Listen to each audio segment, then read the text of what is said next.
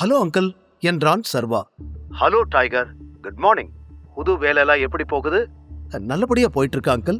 இங்க நிறைய மாத்த வேண்டியது இருக்கு. இப்பதானே வந்திருக்கேன், நான் பாத்துக்கிறேன். சொல்லுங்க அங்கிள், என்ன விஷயம்? நேத்து நைட்டே உன்கிட்ட பேசணும்னு நினைச்சேன், ஆனா கொஞ்சம் வேலை, அதனால பேச முடியல. சூர்யா எனக்கு போன் பண்ணியிருந்தான், அவன் இந்தியா வரப்போறான் என்று விக்ரமன் கூறியதும் சர்வா எதிரில் இருந்த ஆலியாவை நிமிர்ந்து பார்த்தான். அவளோ அந்த குட்டி கேபினை ஆராய்ச்சி செய்து கொண்டிருந்தாள். தெரியும் அங்கிள், நேத்தே ஆலியா என்கிட்ட சொன்னா. இப்ப கூட என் முன்னாடிதான் உட்கார்ந்திருக்கா. ஆனா எதுக்கு வந்திருக்கான்னு எனக்கு தெரியல என்று அவளை பார்த்து கொண்டே சொல்ல, தனது பெயரை கேட்டதும் திரும்பி பார்த்த ஆலியா அவன் சொன்ன விதத்தில் சிரித்தாள். அதில் அவளை குழப்பமாக பார்த்த சர்வா, இப்ப எதுக்கு லூசு மாதிரி சிரிக்கிற என்று கேட்க, அவன் கேள்விக்கான பதில் அந்த பக்கம் விக்ரமனிடமிருந்து வந்தது. ஆலியா உன்னை கூட்டிட்டு வரத்தான் வந்திருக்கா. சூர்யா காலையிலேயே இந்தியா வந்து இறங்கிட்டான். உன் அப்பாவோட மொத்த சாம்ராஜ்யத்தையும் இப்ப இவன் தான் ஆண்டுகிட்டு இருக்கான். நீ நேர்ல வா, அவன்கிட்ட இத பத்தி பேசலாம். உனக்கு சேர வேண்டியதெல்லாம் உன்கிட்ட திருப்பி தர சொல்லி அவன்கிட்ட நான் சொல்றேன் என்று விக்ரமன் சொல்லிக்கொண்டே போக, சூர்யாவின் பெயரை கேட்க கேட்க சர்வாவிற்கு ரத்தம் கொதித்தது. கண்கள் கோபத்தில் சிவந்து போக, இத்தனை நாள் காத்து கொண்டிருந்த அந்த நாள் வந்துவிட்டது என அவனது மனம் கூறியது.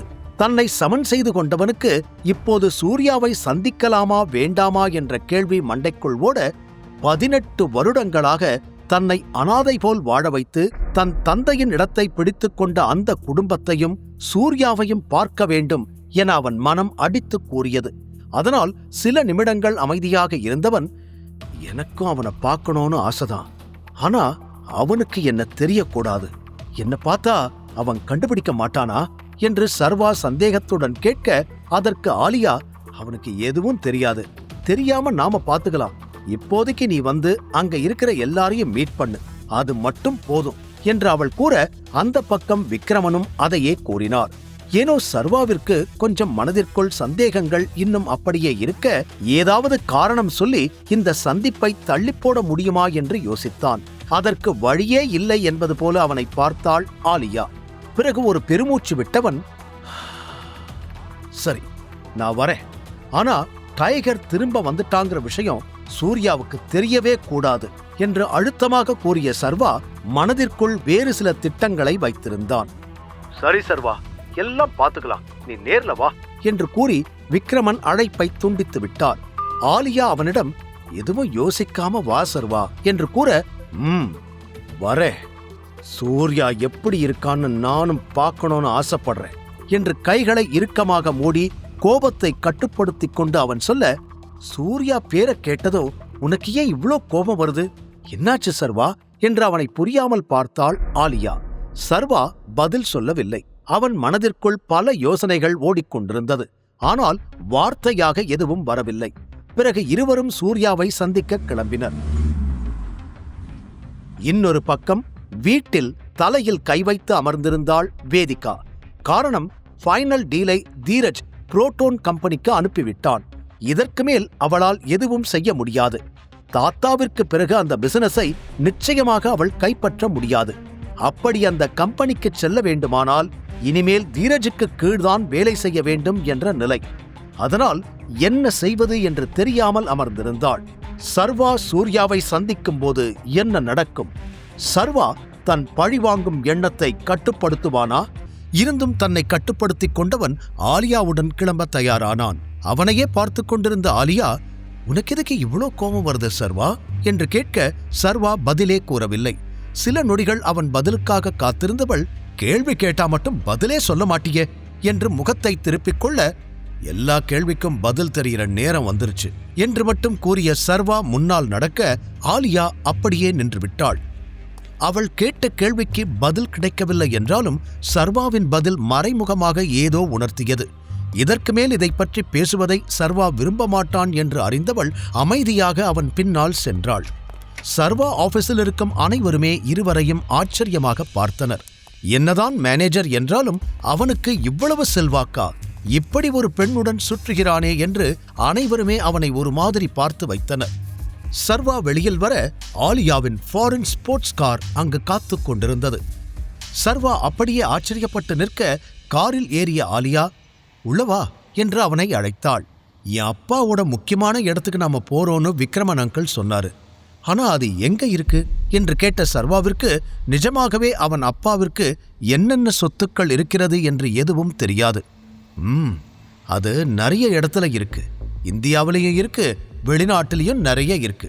இப்ப நாம போக போறது பெங்களூருக்கு. அதுதான் நம்மளுடைய ஹெட் லொகேஷன் என்று அவள் கூற, அவளையும் காரையும் மாறி மாறி பார்த்தவன், கார்லயே பெங்களூர் போக போறோமா? ரொம்ப நேரம் ஆகுமே என்று யோசனையுடன் கேட்டான். இல்ல சர்வா, நம்ம கார்ல போக போறதில்ல. இங்கிருந்து பிரைவேட் ஏர்போர்ட்டுக்கு போக போறோம். அங்கிருந்து உன்னோட பிரைவேட் ஜெட்ல பெங்களூர் போயிடலாம். நீ நினைக்கிற அளவுக்கெல்லாம் டைம் ஆகாது என்று அவள் சொன்னதும் சர்வாவிற்கு ஆச்சரியம்.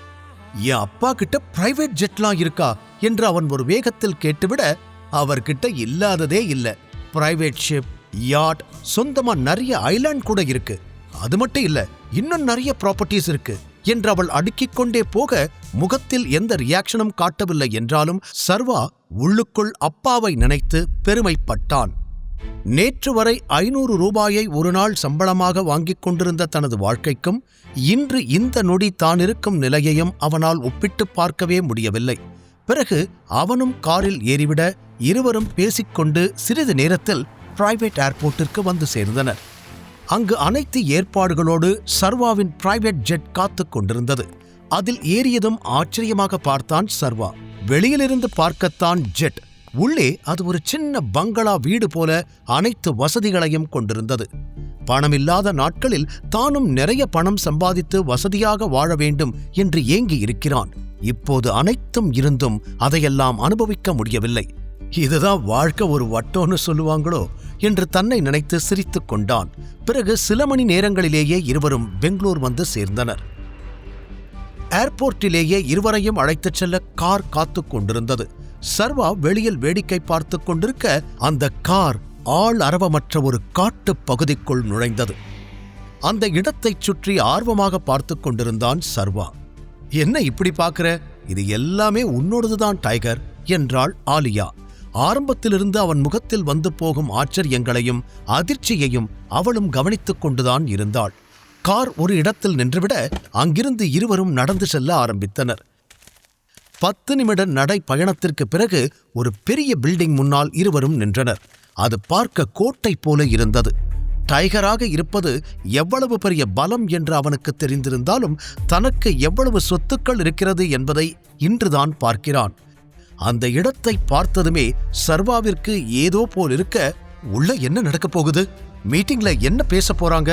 ஒருவேளை நான் தான் டைகர்னு எல்லாரும் கண்டுபிடிச்சிடுவாங்களா என்று ஆலியாவிடம் படபடப்போடு அவன் கேட்க, உள்ள முக்கியமான மீட்டிங் இருக்கு. உன்னை பார்த்த உடனே எல்லாரும் கண்டுபிடிப்பாங்களான்னு எனக்கு தெரியல. ஆனா கண்டுபிடிச்சாலும் இட்ஸ் ஓகே. இன்னைக்கு இல்லைனாலும் நாளைக்கு தெரியத்தானே போகுது. நீ அதை பத்தி யோசிக்காம அமைதியா வா என்று அவள் எவ்வளவு பொறுமையாக கூறினாலும் சர்வாவின் பதட்டம் குறையவே இல்லை. பிறகு, நீ எதுவுமே பேச வேண்டாம், எல்லாத்தையும் நானும் விக்ரமன் அங்கிளும் பாத்துக்கிறோம். நீ அமைதியா இருந்தா போதும், ஓகே? இங்க உன்னோட ப்ராப்பர்ட்டி மேட்டர்ஸ் பத்தி பேசுவாங்க, நீ அதை மட்டும் பாரு என்று அவனை சாந்தப்படுத்துவதற்காக ஏதோ சொல்லி அவனை உள்ளே அழைத்துச் சென்றாள் ஆலியா. கதவின் அருகில் வந்ததும் 2 கார்ட்ஸ் அவர்கள் இருவரையும் மெயின் ஏரியாவிற்கு அழைத்துச் சென்றனர். அந்த கோட்டையை சுற்றி பார்த்தான் சர்வா. திரும்பும் இடமெல்லாம் அழகான ஓவியங்கள் மாட்டப்பட்டிருந்தது. அனைத்துமே மிக விலை உயர்ந்ததாக இருக்க, தன் அப்பாவின் செல்வாக்கும் செல்வமும் எந்த அளவிற்கு பறந்து விரிந்து இருந்திருக்கும் என்பதை அப்போதுதான் சர்வா அளவிட ஆரம்பித்தான். வெகுநேரம் உள்ளே நடந்து வந்த பின்னர் ஒரு கதவின் முன்னால் அந்த கார்ட்ஸ் நிற்க, சர்வா ஆலியா இருவரும் பின்னால் நின்றனர். ஒரு எலக்ட்ரானிக் கார்டை கொண்டு அந்த கதவை திறந்து இருவரையும் உள்ளே அனுப்பி வைத்தார்கள். உள்ளே நுழைந்ததுமே அங்கிருந்த ஒரு நெட்டையான ஆளை பார்த்த சர்வாவின் முகம் மாறியது. அவனும் முதலில் நக்கலாக பார்த்துவிட்டு பிறகு அடுத்த நொடியே போலி புன்னகையோடு ஆலியாவிடம் வந்து, ஹே, எப்படி இருக்க என்று கேட்டான். அவன் வேறு யாருமில்லை, சூர்யாதான். அவனை மேலிருந்து கீழ்வரை ஸ்கேன் செய்தான் சர்வா. பார்க்க அழகாக உயரமாக இருந்தான். அவன் முகம் அச்சசல் அவன் தந்தை ராணாவின் சாயலைக் கொண்டிருந்தது. சூர்யாவின் கூர்மையான கண்களில் ஒரு கள்ளத்தனத்தை சர்வாவால் பார்க்க முடிந்தது. இதையேதான் கடைசியாக ராணாவை பார்க்கும் பொழுதும் கவனித்திருந்தான். ஆலியா சூர்யாவை பார்த்து அவனைப் போலவே சிரித்துவிட்டு, நான் நல்லா இருக்கேன், நீ எப்படி இருக்க? பார்த்து ரொம்ப நாள் ஆச்சுல்ல என்று கேட்டாள். இப்போ வரைக்கும் நல்லா தான் இருக்கேன். ஃபியூச்சர் எப்படி இருக்குன்னு தெரியல. நான் இங்கிருந்து கிளம்பணும் என்று வேகமாக கூறிய சூர்யா அங்கிருந்து நகர பார்க்க அவனை தடுத்த ஆலியா, அதுக்குள்ள என்ன அவசரம்? உன்கிட்ட ஒரு முக்கியமான விஷயம் பேசணும். ராஜன் அங்கிள் கிட்ட இருந்து வாங்கின எல்லாத்தையும் எப்ப நீ திருப்பி கொடுக்க போற? இல்ல ஐ மீன் எல்லாத்தையும் ஒரே ஆளா சமாளிக்கிறது உனக்கு கஷ்டம் தானே, அதனால அதெல்லாம் ஒப்படைக்க வேண்டிய ஆள்கிட்ட கொடுத்துடலாமே என்று பேச்சை ஆரம்பித்தாள் ஆலியா. மறுபடியும் உன்னோட டிராமாவை ஆரம்பிச்சிட்டியா? நான் தான் ஏற்கனவே சொல்லிட்டேனே, டைகரை கூட்டிட்டு வா, அதுக்கப்புறம் இதை பத்தி பேசிக்கலான்னு. நீயும் ஒவ்வொரு முறையும் ஒவ்வொரு காரணம் சொல்ற, ஆனா டைகர் வந்த மாதிரி தெரியலையே. உனக்கு வெளியிலிருந்து பார்க்க இதெல்லாம் நான் அனுபவிக்கிற மாதிரி தெரியலாம், ஆனா இந்த சாம்ராஜ்யத்தை கட்டி காப்பாத்த நான் எவ்வளோ கஷ்டப்படுறேன்னு தெரியுமா? முழு கதையையும் கேட்டு மகிழ பாக்கெட் FM ஆப்பை டவுன்லோட் செய்யுங்கள். லிங்க் டிஸ்கிரிப்ஷனில் கொடுக்கப்பட்டுள்ளது.